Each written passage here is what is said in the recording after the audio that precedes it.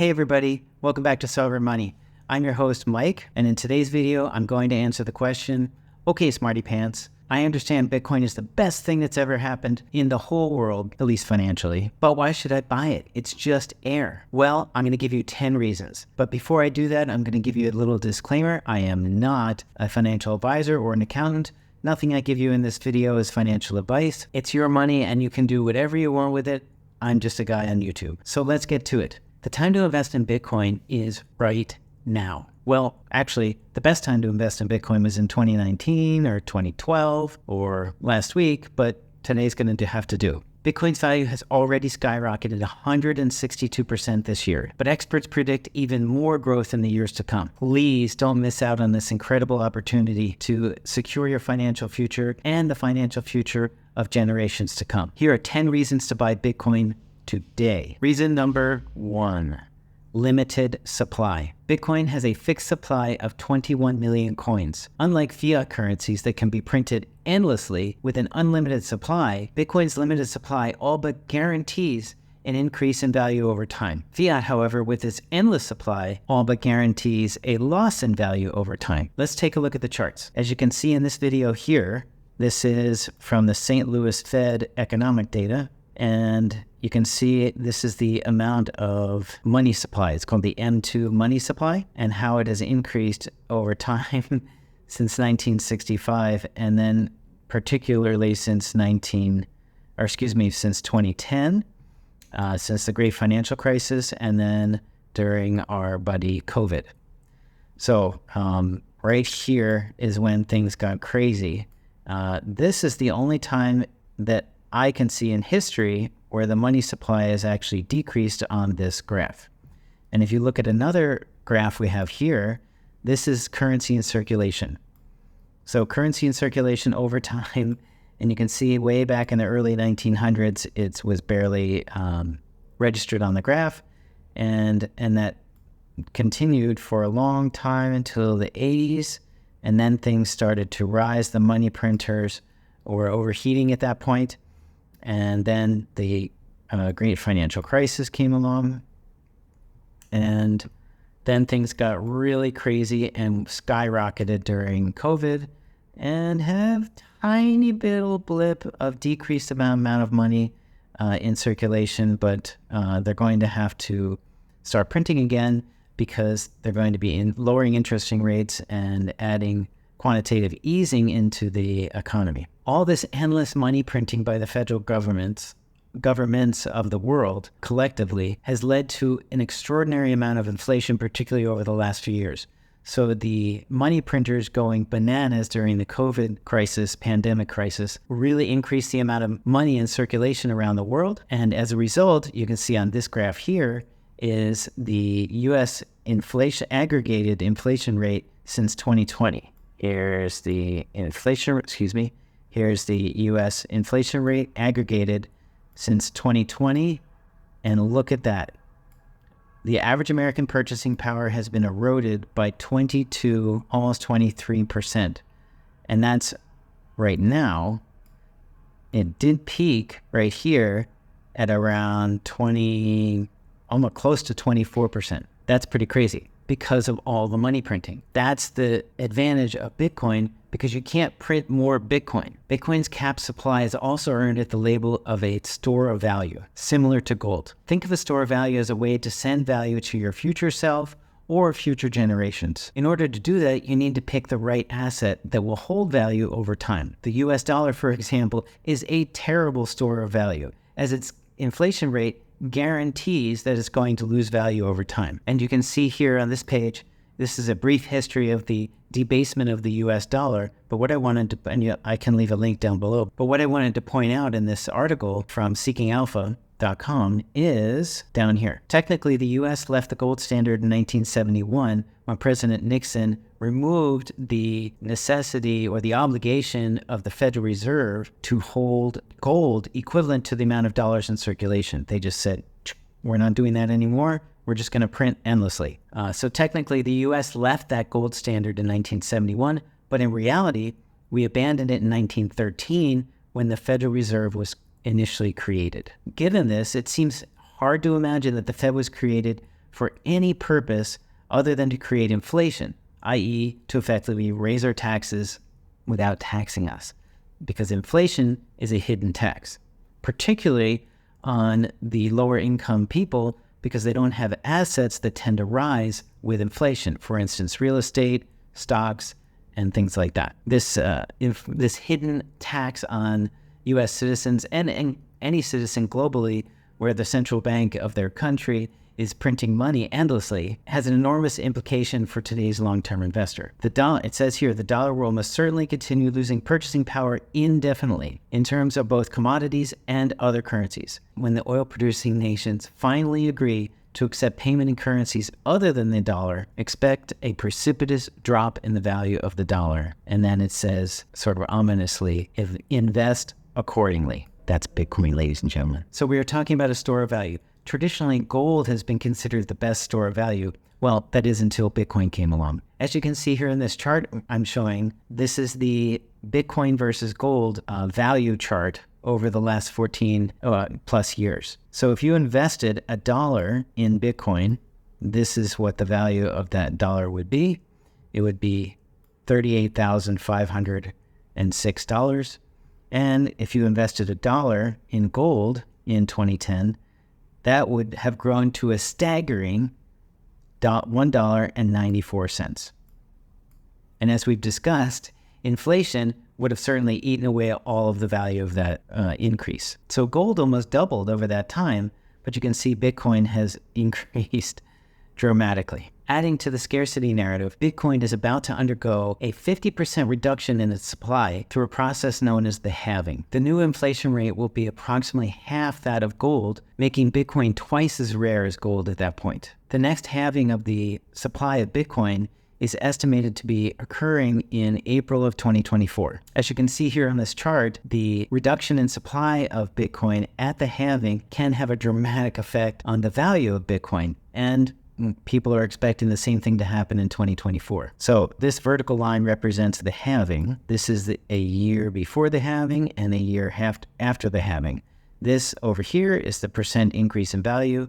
This here represents the value change after the halving in the year 2012, which was so big they couldn't even put it on the scale. So they had to use a separate scale over here. And that's this orange one right here. And you can see after the 2016 halving, the value of Bitcoin rose pretty substantially. And then after the 2020 halving, same thing happened again. And most likely the same thing will happen again in 2024. Another thing I wanted to point out here is that Bitcoin's price spiked by a 7,863% after the 2012 halving, 281% after 2016, and 540% after the 2020 halving.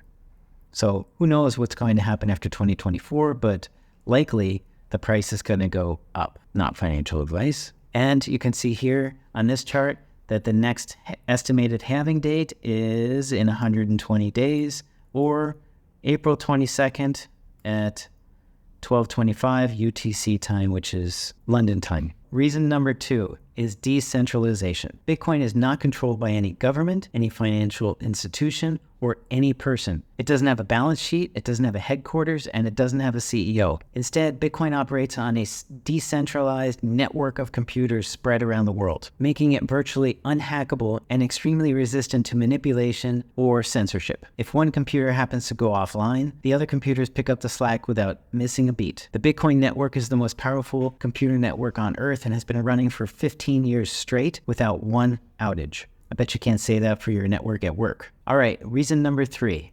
transparency and security. Bitcoin transactions are recorded on an open public ledger called the blockchain, representing the ultimate in transparency and security. All Bitcoin transactions are recorded on this ledger for everyone to see, making it a really poor choice for nefarious activities. The immutability of the blockchain makes it impossible to reverse or counterfeit transactions, ensuring the integrity of all the transactions on the network and the financial security of everyone involved. The blockchain is secured by a powerful network of computers and nodes around the world that validate transactions and maintain the public ledger. Once more, the Bitcoin network has never been hacked. Number 4, global reach. Bitcoin can be sent and received by anyone to anyone, anywhere on the planet at any time. And there's no need for any trusted intermediary or any bank to get involved in these transactions. In fact, that's the feature of Bitcoin. There's nobody in the middle. It's just peer to peer. This makes it a convenient borderless payment system, enabling individuals to participate in a global economy without restrictions, particularly in areas with little banking infrastructure. It reduces the barrier to entry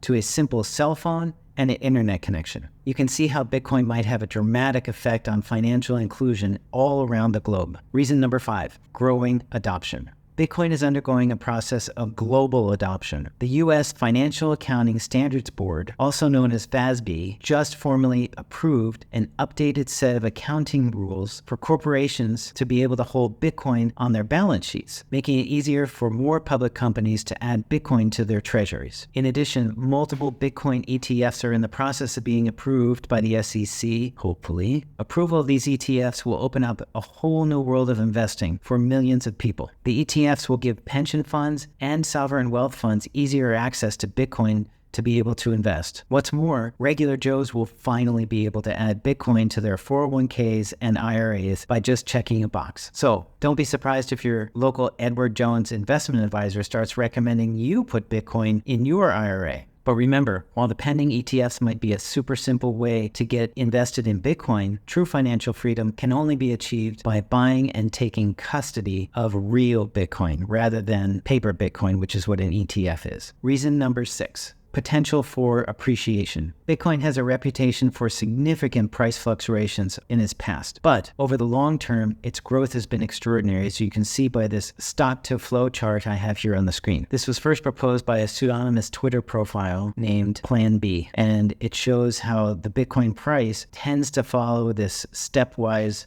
rise over time. And you can see here, it goes up and then kind of flattens out, and then goes up and flattens out, and up and flattens out.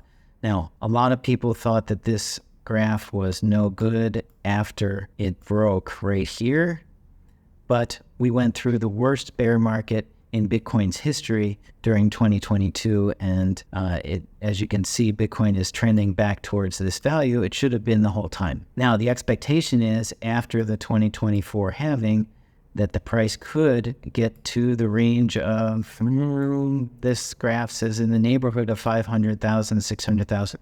I think that's a little excessive. Maybe more like just over 100,000 would be awesome. And then after the next halving, then we might see prices in the range of 500,000 or so. At least that's the hope. Potential for more price appreciation should attract investors looking for long-term growth. Bitcoin's returns since its inception have been extraordinary, especially if you compare them to traditional investment assets. And if you look on this chart here, you can see that this year, Bitcoin has gone up approximately 160%. Gold has gone up 14%. That's pretty good. And at the time of this tweet, which was December 7th, 2023, S&P 500 had risen 16%, which is actually a really good return for the S&P 500. But if you look over the 14-year return of Bitcoin, 6.4 billion percent. Gold has been 80%, and stocks have been 315% of the S&P 500. Now, the funny thing is, gold is and has been considered the best store of value in the world, and its returns have been absolutely awful, even compared to stocks. And of course, everything's returns are terrible compared to Bitcoin. So you can see how adding even a little bit of Bitcoin to your portfolio can increase your returns pretty dramatically over the long term. While Bitcoin's future returns are not guaranteed, this chart shows that even after 15 years, Bitcoin is still the best performing asset that you can buy. When is the best time to buy Bitcoin? The answer is easy.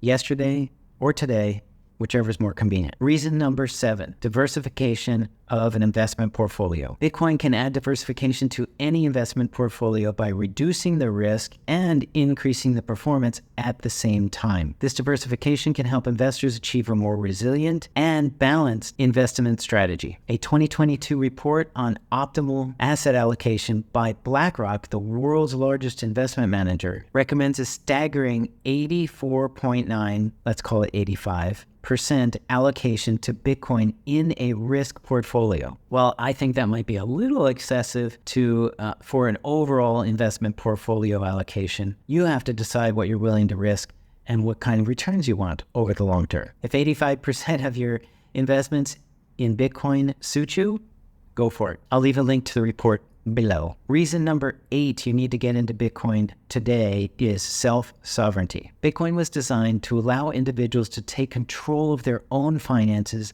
and be their own bank. Bitcoin eliminates the need for third parties to manage, i.e. control, their finances, fostering financial independence and self-determination. By owning and managing their own Bitcoin, individuals have the freedom to make their own financial decisions and protect their wealth from external interference. The responsibilities of self-sovereignty, however, are significant. Inadequate security systems, or SecOps, can leave you vulnerable to partial or total loss of your life savings. I'll review proper security systems in a future video, so don't forget to subscribe. Reason number 9 is disappearing exchange reserves. So what is that?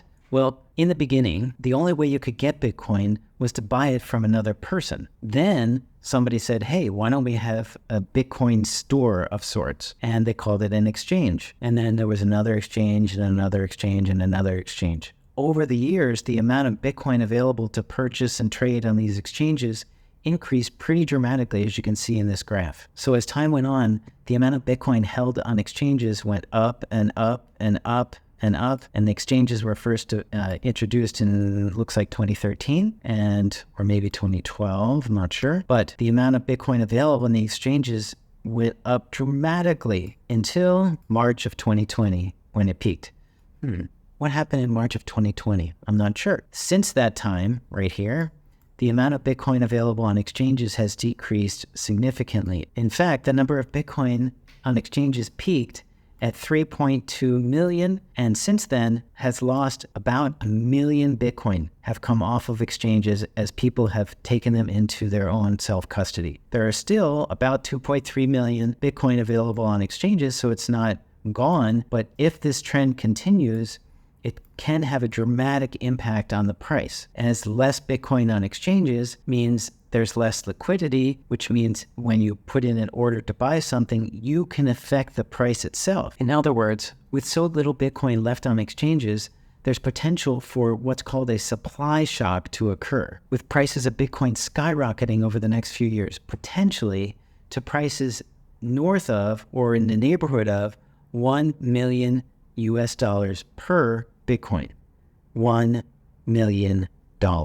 Reason number 10 you need to get into Bitcoin right now is the potential for transformational change. Bitcoin has the potential to revolutionize the global financial system by offering a secure, transparent, and accessible alternative to traditional financial systems. This potential for positive change is attracting investors who believe in the future of decentralized technology. The Bitcoin ecosystem is constantly innovating, with developments like the Lightning Network aiming to decrease transaction fees and speed up transactions, and Taproot to improve transactional privacy, and most recently, inscriptions for on-chain messaging and data storage. There have been over 150 changes in the Bitcoin code since its development. There will be more as the use case for Bitcoin continues to evolve. Owning Bitcoin helps support innovation and encourage continued development of the code. So Bitcoin offers a unique combination of scarcity, decentralization, transparency, and self-sovereignty. These characteristics make it a compelling investment opportunity and a tool for financial empowerment. However, it is important to exercise caution